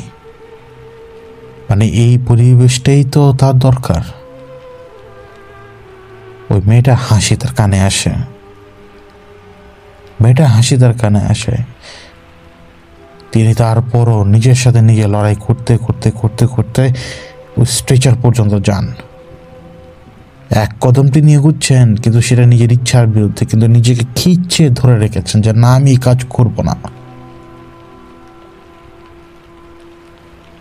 মেয়ের লাশের সামনে দাঁড়ানোর পর তিনি দেখতে পান যে ঘাড় কাত করে থাকা মেয়েটা এখন তার দিকে তাকিয়ে আছে, মুখে তার মিষ্টি হাসি। তার শরীরের উপরে যে কাপড়টা ছিল সেই কাপড়টা সরিয়ে নেওয়া হয়েছে, কিন্তু তারপরও পরনে তখন ওর টি শার্ট ছিল। মেয়েটা আত্মহত্যা করেছে ট্যাবলেট খেয়ে, যার কারণে ঠোঁটটা তখনও নীল। কিন্তু একবার মনে হচ্ছে যে এখনই চড়ে বসি, আবার একবার মনে হচ্ছে যে না না না, এই কাজ করা যাবে না, কেউ তাকে চালাচ্ছে। আব্দুল সাহেব নিজে তার বাম হাতটা সেই দিকে বাড়িয়েছেন, সেই মেয়ের দিকে বাড়িয়েছেন, কিন্তু খপ করেই তিনি নিজের হাতের মধ্যে কামড় দিয়ে বসেন। আব্দুল ডোম নিজের হাতেই কামড় দিয়ে বসেন, শুধুমাত্র নিজের হাতটাকে ঠেকানোর জন্য। কারণ ওনার কি হচ্ছে উনি জানে না। উনি শুধু এই বাজে কাজে, নোংরা কাজটা তিনি করতে চান না, কোনো মতেই চান না, কিন্তু তার শরীর, তার মন কেন জানে তার বিরুদ্ধে চলে যাচ্ছে। নিজের বাম হাতে কামড় দেওয়ার সাথে সাথেই তিনি তার শরীরের শক্তিটা ফেরত পান। এই চারপাশে কেমন যেন একটা গোলক ধাঁধার মতো একটা মায়াবী পরিবেশ ছিল, সব গায়েব, সব গায়েব। এবং উনি দেখতে পান কামড় দেওয়ার কারণে ওনার হাত থেকে তো রক্ত বের হয়ে আসছে নিজের দাঁতের কামড়ে। উনি উঠলেন যখন, মানে নিজের মাথাটা সোজা করলেন, উনি দেখতে পান যে মেয়েটা তখন আধ বসা স্ট্রেচারের উপরে, এবং কোষে একটা হাত দিয়ে একটা থাপ্পড় মারল ওনাকে। মেয়ের হাতে থাপ্পড়টা লোহার মতো তার গালের মধ্যে লাগে, এবং বয়স হয়ে যাওয়ার কারণে ওই বাড়ি খেয়ে তিনি চোখের রং বেরঙের আলো দেখতে পান এবং কানে শুনতে পান যে ভয়ঙ্কর কতগুলো শব্দ, কিন্তু ওইটা ডেসক্রাইব করার মতো না, শুধু ভয়ঙ্কর শব্দ।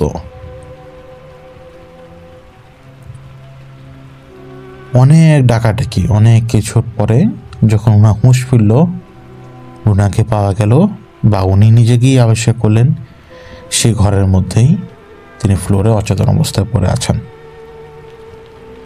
হয়তো আমাদের মতো লোকের কাছে এটা অনেক বড় ব্যাপার, কিন্তু ওইখানে লাশ ঘরে কেউ অজ্ঞান হয়ে পড়লে এটা কেউই কেয়ার করবে না স্বাভাবিকভাবেই। কারণ লাশ ঘরের পরিবেশ হয়তো আপনার কাছে ভয়ঙ্কর, কিন্তু যিনি লাশ ঘরে কাজ করে তার কাছে এটা কিছুই না। ওই মেয়েটার লাশটাকে নিয়ে যাওয়া হয়। নিজের কামড়টা, নিজের হাতের কামড়ের যে দাগটা, রক্ত তো বের হয়ে গেছে, ব্যান্ডেজ করা ছিল, সেই ব্যান্ডেজের দিকে তাকিয়ে তাকিয়ে আব্দুল সাহেব চিন্তা করছিলেন যে ঘটনা কি, মানে আমি এরকম কেন, আমি তো এরকম না, আমি তো আমার জীবনে কোনো মেয়ের দিকে তাকাই নেই, তাহলে আমি এতগুলা কাজ করলাম কিভাবে, আর আজকে এটা কি ঘটনা ঘটলো আমার সাথে।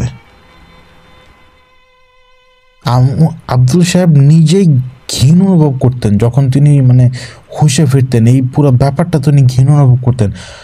উনি হুঁশে ফিরলে একরকম, উনি হুঁশ হারিয়ে ফেললে আর একরকম হয়ে যেতেন।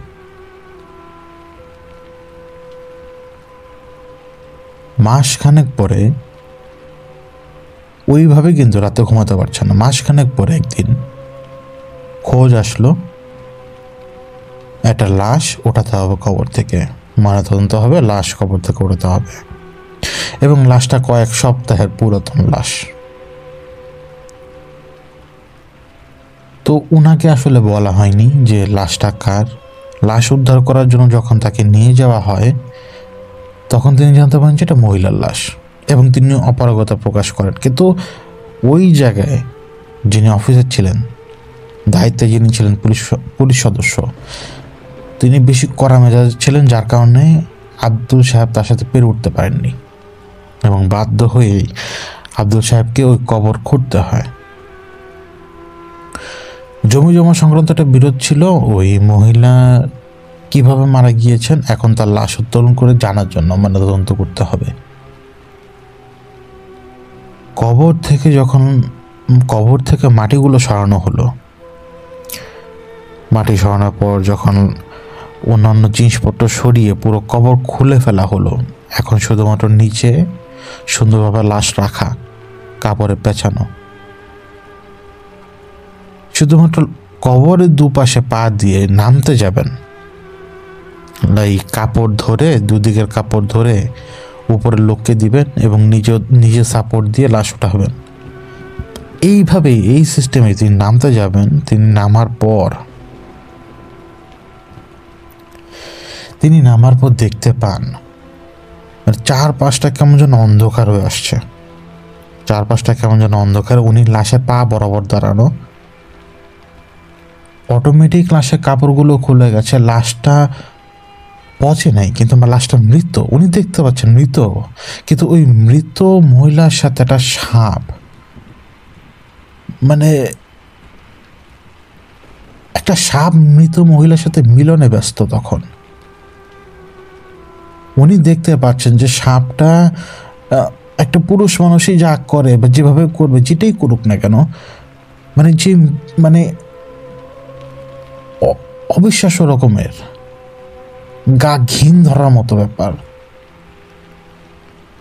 সাপটা তার সাথে ওইটা করছে, এবং ওই সময়টায় ওনাকে যে কেউ ডাকছে পেছন থেকে, এটা ওনার কানে আসছে শুধুমাত্র গম গম গম গম গম গম গম গম।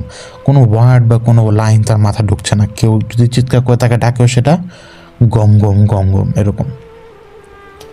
উনি দেখছেন এবং ওনার চারপাশ তখন কালো, ওনার পুরো দৃশ্য, ওনার চোখটা লক হয়ে আছে এখানে।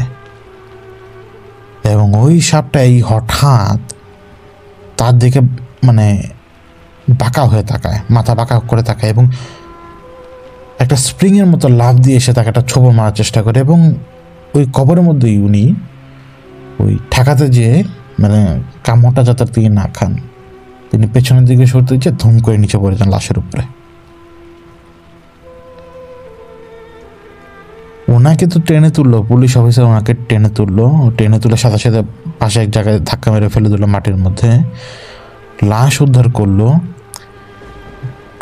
যে লাশ উদ্ধার করবে সেই বেহুশ হয়ে লাশের উপর পড়ে গেছে। হঠাৎ জিনিসটা কিন্তু একটু অন্যরকম দেখায়। তো লাশ অন্য লোকজন মিলে লাশ নিয়ে গেল। ওই যে পুলিশ অফিসার তাকে টেনে তুলে ফেলে দিয়েছিল না মাটির মধ্যে, উনি ওইরকম ওইখানে ওইভাবেই পড়ে আছে, ভাবলেছেন। তা আব্দুল সাহেবের হিসাবটা হচ্ছে, তিনি ওই যখন দেখলেন যে সাপটা তার দিকে ছুটকে আসলো, তিনি জ্ঞান হারিয়ে ফেলেছেন।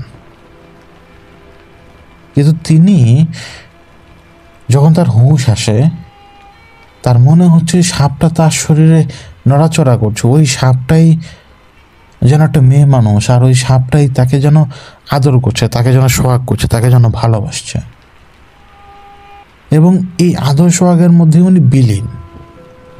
যে সময়টা উনি পড়েছিলেন, লাশ নিয়ে গেছে, উনি তো ভাবলেছেন, পুলিশও ডাকলো, ওনাকে ধাক্কাও মারলো, লাঠি যেটা গুতাও মারলো, ওনার কিন্তু কোনো সেন্সই ফেরেনি।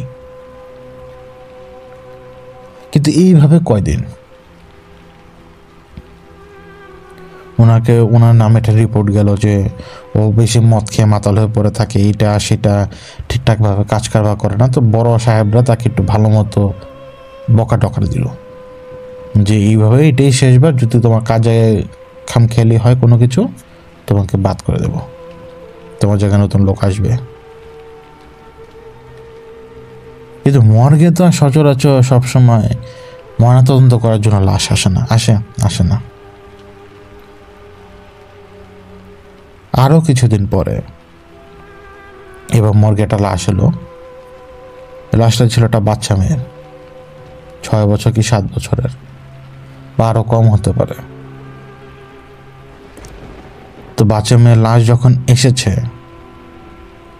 আব্দুল সাহেব একেবারে ডিটারমেন্ট তিনি পালাবেন না আর। এবং তিনি জানতেন যে তার সাথে আজকে একটা নোংরা খেলা হবে, এবং তিনি যেইভাবে পারেন তিনি নিজেকে ঠেকিয়ে রাখবেন। তার ডিউটি ছিল ওই জায়গাতেই, ডোম ঘরে বসে থাকতে হবে, রাতের বেলা পাহারা দিতে হবে, কারণ লাশ তো আরও আছে অনেক। এই বাচ্চা মেয়েটা মারা গিয়েছিল পানিতে পড়ে। সকালবেলা লাশ নিয়ে যাবে, কোনো ময়নাতদন্ত করা লাগবে না, কোনো কিছু করা লাগবে না, শুধুমাত্র পুলিশ ক্লিয়ারেন্সের অপেক্ষা। উনি ঝিম মেরে বসে আছেন, ওই বাচ্চা ওনাকে ডাকে, মহিলা ওনাকে ডাকে, ওই মেয়েটা ওনাকে ডাকে।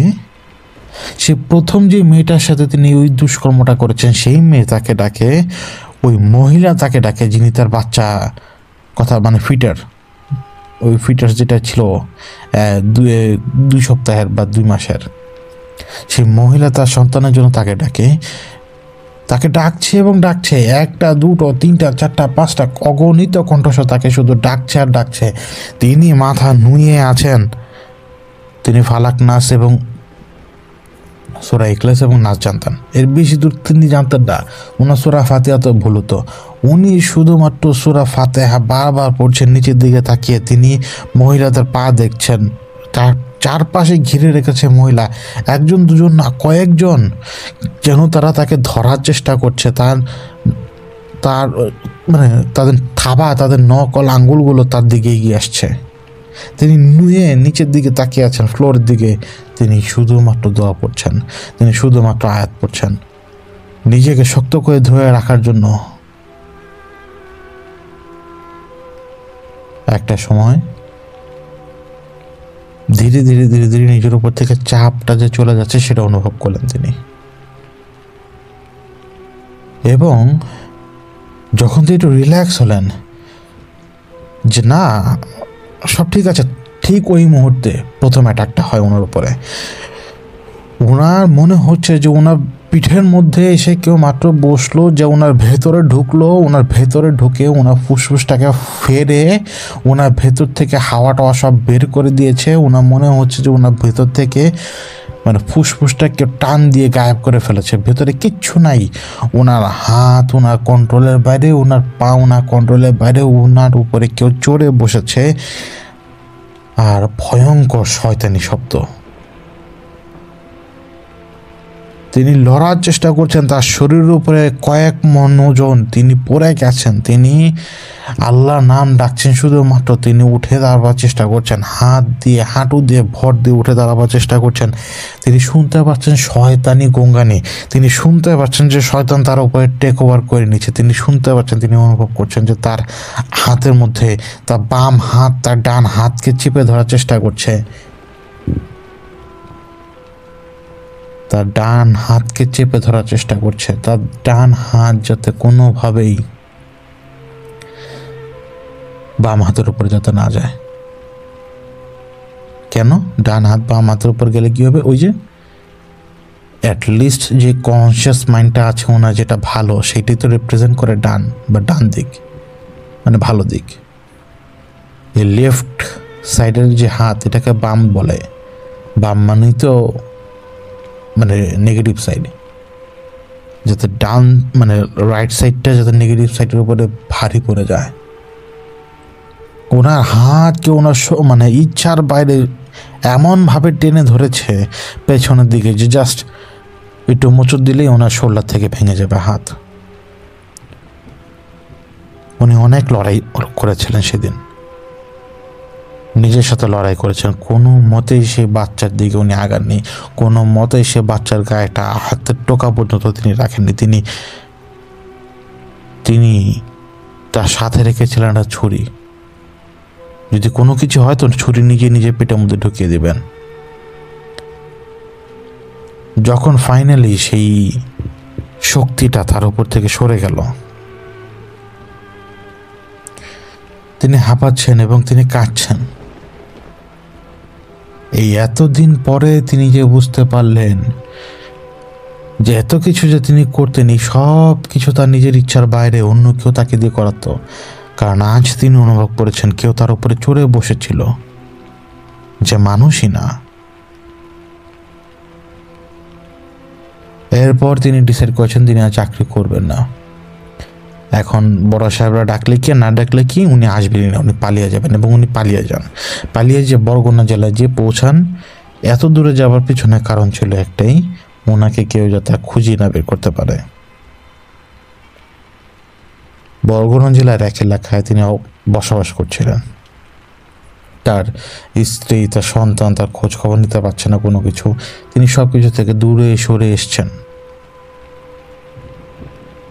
তিনি সেই এলাকায় বসবাস করছিলেন একজন দিনমজুর হিসেবে, দূর গ্রাম থেকে এসেছেন। কিন্তু এখন আর অত বেশি তো দিনমজুরের দরকার পড়ে না, এবং অপরিচিত থাকলে তো মানুষজন কেউ তাকে আর ব্যবহার করে না। তো তার জায়গা হলো মসজিদে। রাতে ঘুমাতে পারতেন না তখনও। সে মহিলারা তার চোখের সামনে আসতো, প্রত্যেকটা মহিলা আবেদনময়ী ভঙ্গিতে তার সামনে দাঁড়িয়ে আছে, এবং তিনি স্বপ্নে দেখতেন যে তার বদলে প্রত্যেকটা মহিলার সাথে কখনো সাপ, কখনো ইঁদুর, কখনো ভাল্লুক, কখনো বাঘ, কখনো সিংহ অদ্ভুত এবং বিভৎসভাবে মিলিত হচ্ছে। এইভাবে চলল, পালিয়ে গেলেন। কিন্তু একদিন ওনার কি হলো, উনি পুরোপুরি সেন্সলেস। উনি হাঁটতে যাচ্ছেন, হেঁটে যাচ্ছেন রাস্তা দিয়ে, এরপরে ওনার আর কিচ্ছু মনে নেই। শুধু এতটুকু মনে আছে যে তার বাম দিকে চোখের কোণায় উনি এইটুকু দেখেছিলেন যে উপর আকাশ থেকে কোনো কিছু তার উপর এসে পড়ছে। তো তিনি তখন পজেসড। যে কন্ডিশনটা, যে সময়টা জুড়ে তিনি পজেসড, ওই সময়টা জুড়ে তিনি তার স্ত্রীর সাথে চেষ্টা করেছেন, তিনি তার আশপাশের মহিলাদের সাথে চেষ্টা করেছেন, যার জন্যে তার পরিবারকে হেয় প্রতিপন্ন হতো। মানে কি একটা অবস্থা হয় ধারণা করতে পারছেন। তাকে উন্মুক জায়গায় নিয়ে যাওয়া হয়, ঝাড়ার পরে সে ঠিক হয়ে যায়, আবার একই রকম সমস্যাটা ব্যাক করে। আবারও তাকে যদি ঝাড়া হয় তাহলে সে আবার ঠিক হয়ে যায়, কিন্তু আবার সমস্যাটা ব্যাক করে। এইভাবেই চলছে। তাকে ঝাড়ে সে সুস্থ হয়, আবার সমস্যা ব্যাক করে, তাকে ঝাড়ে সে সুস্থ হয়, আবার সমস্যা ব্যাক করে। এর মধ্যে একদিন বাজার থেকে কতগুলো ঘুমের ট্যাবলেট কিনে আনেন আব্দুল সাহেব, এবং ঘুমের ট্যাবলেটগুলো সুন্দরভাবে খেয়ে নিজের স্ত্রীর পাশে শুয়ে পড়েন। তার স্ত্রী এখন তো তার সাথেই বয়স তো হয়েছে, তাই না? তিনি তার স্ত্রীর দিকে তাকিয়ে চিন্তা করছিলেন যে তিনি তার স্ত্রীকে কীভাবে ঠকিয়েছেন। ওই সমস্ত কাণ্ড কারখানাগুলো ঠকানোই, যে কাণ্ড কারখানাগুলো তিনি করেছেন। 2 পাতা ঔষধ, যে 2 পাতা ঔষধের 5 পিসই যথেষ্ট মানুষকে অজ্ঞান করার জন্য। তিনি 20টা ট্যাবলেট খান এবং খেয়ে তিনি অপেক্ষা করছেন কোন সময় তিনি আল্লাহর কাছে যাবেন। উনি ডিটারমাইন্ড, উনি জানে যে উনি এখন মরে যাবে। তিনি শুয়ে আছেন। আচমকা তার মনে হলো যে তার বুকের উপরে কেউ এসে বসছে, তার বুকের উপরটা কেমন যেন ভার হয়ে আসছে। তার শরীরটা তিনি অনুভব করছিলেন যে ধীরে ধীরে ধীরে ধীরে ঠান্ডা হয়ে আসছে, কিন্তু বুকের উপরে কারোর অনুভূতি, কেউ নড়াচড়া করছে, কেউ বুকের উপর বসে আছে। বসে তার দিকে তাকিয়ে আছে। এইভাবে চলতে লাগলো। তিনি অন্ধকার দেখছেন নিজের চোখে, কিন্তু ওনার কানে উনি শুনতে পাচ্ছেন দেয়াল ঘড়ির শব্দ। উনি ওনার কানে শুনতে পাচ্ছেন যে বহু দূরে কুকুর ডাকার শব্দ। হঠাৎ তিনি যখন চোখ খুলেন, তিনি চোখ খুলতেই দেখতে পান যে বুকের উপরে অন্য কেউ বসা না, তিনি তাকেই দেখতে পাচ্ছেন। আব্দুল সাহেবের বুকের উপরে আব্দুল সাহেবই বসা। তাকে দেখেই যেন সেই আব্দুল সাহেব যে তার বুকের উপরে বসেছিল, সে যেন খুশি হয়ে গেল। সেও সাথে সাথে জিজ্ঞেস করলো, কেমন আছো? বহুদিন তোমার সাথে কথা হয় না, বহুদিন আমাদেরকে চাপিয়ে রেখেছ, বহুদিন আমাদের বের হতে দাও না, আজ বের হয়েছি আমরা, কেমন আছো তুমি? এভাবে সরাসরি তাকে জিজ্ঞেস করলো, কেমন আছো তুমি? কিন্তু কথা বলতে পারছেন না তো, আব্দুল সাহেব কথা বলতে পারছেন না। তো সেই এন্টিটি বলল, তুমি যাবে কোথায়? এই সব কিছু ছেড়ে তুমি যাবে কোথায়? তুমি 4-5টা ওষুধ খেলেই কি মনে হচ্ছে যে তুমি এখান থেকে চলে যেতে পারবে, পালিয়ে যেতে পারবে? ওই আব্দুল সাহেব তার চেহারা, যে আব্দুল তার বুকের উপরে বসা, সেই আব্দুল তার চেহারার সামনে এসে তাকে বলল, চোখটা বিকট করে, যে আমরা থাকতে তুমি তো মরতে পারবে না। সাথে সাথে খপ করে মনে হলো যে ওনার মুখের মধ্যে কেউ হাত ঢুকিয়ে দিয়েছে। সেই হাত তো বড়, তার কণ্ঠনালী ফেটে সে হাত ভেতরে ঢুকে যাচ্ছে। ওনার পেটের মধ্যে কেমন যেন লাগছে, মনে হচ্ছে কি যেন নাকের মুখ দিয়ে বের হয়ে আসবে, এবং ওনার নাক মুখ দিয়ে তখন বমির মতো বের হয়ে আসে। সে সাথে বের হয়ে আসে ওই ওষুধগুলো, অনেকটা পেটের রসের সাথে মিশে গেছে, সেই রসগুলি বের হয়ে আসে। যখন ওই আব্দুল তার হাত থেকে ওই পেটের রসটা ছড়াচ্ছিল ঝাড়া দিয়ে, আব্দুল সাহেব দেখতে পাচ্ছিলেন তাকে, কিন্তু তাকে তার কোমরের নিচ পর্যন্ত দেখা যায় না। তাকে দেখলে মনে হয় যে তার পিঠের ডানা আছে, তাকে দেখলে মনে হয় যে সে মানুষ না, যাকে সে দেখছে সে আব্দুলই, কিন্তু সে আব্দুল না, সে শয়তান। তো তার সাথে চোখাচোখি হয় আব্দুল সাহেবের। শয়তানটা বুঝতে পারে যে আব্দুল সাহেব তাকে দেখছে। ওই এনটিটি আব্দুল সাহেবের কাছে আসে এবং এসে তার কপালে হাত দিয়ে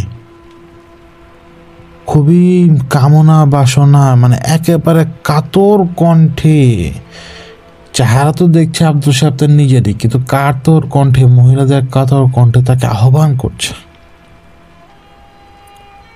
এবং ওই অবস্থাতেও কিভাবে যেন না করলেন, এবং উনি যখন না করেছেন, ওনার গলার ভেতর দিয়ে না শব্দটা এসেছিল গ্যার গ্যার করে। ওই গ্যার গ্যার করেই না শব্দটা তিনি যখন বলতে পেরেছিলেন, ওই আব্দুলই তার গলা টিপে ধরে সাথে সাথে। সেইখানে ওই আব্দুলের চোখগুলো বড় হয়ে আসে, ওই আব্দুলের চেহারাটা কেমন যেন বদলে যায়, তার দুটো দাঁত বের হয়ে আসে, কামড় দেওয়ার দাঁত না, ভেঙচি কাটার দাঁত। তার গলা টিপে ধরে সে শয়তান, এবং এই গলা টিপে ধরার মতোই সব কিছু। 1 মিনিট যায়, 2 মিনিট যায়, 3 মিনিট যায়, 30 মিনিট যায়, 1 ঘন্টা যায়, এই শয়তান ওনার গলা টিপে ধরেই আছে। ধস্তাধস্তি চলছে। কিন্তু বাস্তবে তাকে হাসপাতালে নিয়ে যাওয়া হয়েছে ততক্ষণে। যেটা আব্দুল দেখছেন সেটা একরকম, পুরো দুনিয়ার কাছে ব্যাপারটা একরকম। যে আব্দুল সাহেব নিজের গলা চিপে ধরার চেষ্টা করছেন এবং ওনার মুখ দিয়ে গ্যাজলা বেরোচ্ছে। ওনাকে হাসপাতালে নিল, ফাইনালি উনি জ্ঞান হারালেন আরো কয়েক ঘন্টা পরে, এবং জ্ঞান ফেরার পরে উনি পুরোপুরি উন্মাদ। হ্যাঁ করছেন, হাসছেন, কুকুরের মতো শব্দ করছেন, জিহ্বা বের করছেন, ওয়ালের মধ্যে জিহ্বা দিয়ে চাটছেন ওয়াল, কুকুরের মতো আচরণ করছেন। কখনো কখনো ওই মেয়েদের দিকে, মানে পাশ দিয়ে কোনো নার্সও গেলে তার দিকে খুব বিশ্রীভাবে তাকিয়ে শব্দ করছেন। কিন্তু এইভাবে আসলে কয়দিন? আমি ওনাকে যে অবস্থায় দেখেছি, ওনার এই অবস্থাটা তখনও কন্টিনিউ ছিল, শুধুমাত্র যতক্ষণ আমি ওনার সাথে একটু কথা বললাম এই মোহাম্মদপুর বা ওই আশেপাশের এলাকায় ওই বাড়িতে। আমি এতটুকুই জানতে পারলাম ওনার কাছ থেকে, আর আমার অতিরিক্ত কোনো কিছু জানার দরকার ছিল না, কারণ আমি কিছু করতে পারবো না ওনার জন্য। কিন্তু ওনাকে দেখে আমার খুব আফসোস লাগলো, হয়তো সঠিক সময় তিনি সঠিক কাজটা করতে পারেননি। কেন কি করেছেন না করেছেন সেটার হিসাব নিকাশ তিনি আল্লাহর কাছে দিবেন অবশ্যই, কিন্তু একজন মানুষ হিসেবে যখন এই সমস্ত কথা শুনবো আমরা, আমাদের ঘৃণা চলে আসে। এই লোকগুলোর প্রতি আমাদের কোনো মায়া কাজ করে না। হয়তো অন্য লোকের কাজ করতে পারে, কিন্তু আমার মতে তার আর বেঁচে থাকার দরকার নেই, যথেষ্ট। আবার এইটাও আমি ভাবি যে সে তো মরার চেষ্টা করেছে না, সে তো মরেনি, আল্লাহ তাকে জীবিত রেখেছেন, তাকে অবকাশ দিয়ে রেখেছেন। এখন তিনি কেন অবকাশ দিয়ে রেখেছেন এটা তো তার ইখতিয়ার। দেয়ালের ওই পারে অনেক ঘটনা ঘটে, যে ঘটনাগুলোর ব্যাপারে আমরা কিচ্ছু জানি না। নইলে আব্দুলকে দেখে কেউ বুঝতেই না যে আব্দুল অতীতে কি করেছিল। সেদিন কেন যেন আব্দুল সাহেব আমার সাথে কথা বলেছিলেন, হয়তো একটা বিশ্বাস থেকে। আমি ওনাকে একবার জিজ্ঞেস করেছিলাম যে আপনি আমার সাথে এতগুলো কথা বললেন কেন বললেন? আমি অবশ্য আপনার সাথে কথা বলার জন্য এসেছি, কিন্তু আমি দেখলাম যে আপনি অনর্গল আমাকেই বলে গেলেন কি কি করেছেন আপনি। তো আব্দুল্লাহ আমাকে বললেন, ওনার তো বয়স হয়ে গেছে, তারপর উনি আমাকে বলেছিলেন, ওনার মনে হলো যে দুনিয়া ওনার কথা বিশ্বাস না করলেও আমি ওনার কথা বিশ্বাস করবো, এই জন্য উনি আমাকে বলেছেন। ওনার অন্তর বলছিল যে এই লোককে বলে ফেললে কোনো সমস্যা নেই, সে বিশ্বাস করবে। এবং দেখুন, আমি আপনাকে বললাম, আপনি আমাকে কোনো পাল্টা প্রশ্নই করেন নাই, কেন কি কি আসে বিষয়, আপনি শুধুমাত্র শুনলেন। হ্যাঁ, আমি শুধুমাত্র শুনেছি, এর বাইরে কোনো কিছু করিনি। আমি এটা পরামর্শ দিয়েছিলাম, ওই পরামর্শগুলো আসলে ফলে লাভ হবে না। যতটুকু দেখে তাকে বোঝা যায় যে তিনি পুরোপুরি পজেসড। যে শয়তানি তার উপরে চেপে বসে এই কাজগুলো করেছে, শুধুমাত্র যে শয়তান নিজের মানে খোরাকের জন্য করেছে তা না, ওনার অন্তরটা কোনো না কোনো দিক দিয়ে একটু হলেও তো কলুষিত ছিল, নইলে এত বড় সুযোগ শয়তান পেত না, বা সেই সুযোগ উনি দিতেও পারতেন না। কিন্তু এখানে তো সুযোগটা দেওয়া হয়ে গেছে। আরো বেশি করণীয় কিছু ছিল না তখন। এরপর আমি বেশি কিছু জানতাম না তার ব্যাপারে, জানা দরকারও মনে করিনি। কিন্তু আমি আবার এটা জানতাম যে ওরা শিরায় শিরায় যেহেতু মিশতে পারে, ওদের দ্বারা যে কোনো কিছু সম্ভব। কারণ আমি রাসের মাধ্যমে দেখতে পেয়েছি যে ওরা কিভাবে অপারেট করতে পারে, কোন কোন জায়গায় কিভাবে বসে আছে। হয়তো আপনার পাশে মানুষটাই মানুষ, কিন্তু আজও যাতে মানুষ চালাচ্ছে কিনা সেটা সেও নিজেও জানেন না, বা আপনিও জানেন না। সামনের দিনগুলো অনেক বেশি কঠিন হবে আমাদের জন্য। আমরা নিজেরাই নিজেদের সবচেয়ে বড় শত্রু হয়ে যাবো সামনের দিনগুলোতে। রাস্তাঘাটে আমরা চলাফেরা করতে পারবো না, কোনো কাজ ভালোভাবে করতে পারবো না, সবসময় নিজের আখের গোছাতেই ব্যস্ত থাকবো আমরা। এবং সেই নিজের আখের গোছাতেই নিজেরাই হয়তো দানব হয়ে যাব। যখন আমরা দানব হব তখন তো আমরা দানব, কিন্তু যখন আমরা দানব থাকবো না তখন আমাদের মনে হবে যে আমরা তো ইনোসেন্ট, আমরা তো অন্যায় করিনি। কিন্তু যখন দানব হয়ে যাওয়ার পরে যে কাজগুলো করবো সেটার অ্যাকাউন্টেবল তো আপনি, অন্য কেউ তার না। আমি পার্সোনালি আব্দুল ডোমের মতো লোকদের খুব বেশি ঘৃণা করি, যারা নিজের উপরে কন্ট্রোল রাখতে পারে না। যত কিছুই হোক, প্রথমবার ঘটার পরেই তার দরকার ছিল এই কাজ থেকে দূরে সরে যাওয়ার। অন্য কোনো তিনি পারুক আর না পারুক, ধীরে ধীরে তিনি সীমা লঙ্ঘন করেই গেছেন। হ্যাঁ, পজেসড উনি, কিন্তু এইটুকু তো না যে তিনি ফাইট ব্যাক করতে পারবেন না, এটা আমার বিশ্বাস। আবার আমিও ভুল হতে পারি, আমি যে শতভাগ সঠিক তা না, কারণ আমি সবসময় একটা কথা বলি যে আমরা তো সেই ব্যক্তির জায়গায় দাঁড়াইনি যিনি শিকার হয়েছেন। এমনও হতে পারে আব্দুল একেবারে বেকসুর, কিন্তু সেটা আমার পক্ষে জানা সম্ভবই না, কারণ ইনভলভ হতে পারবো না। আশা করি আপনাদের ভালো লেগেছে ঘটনাটি। আজকে বিদায় নিচ্ছি এখানেই। আল্লাহ হাফেজ।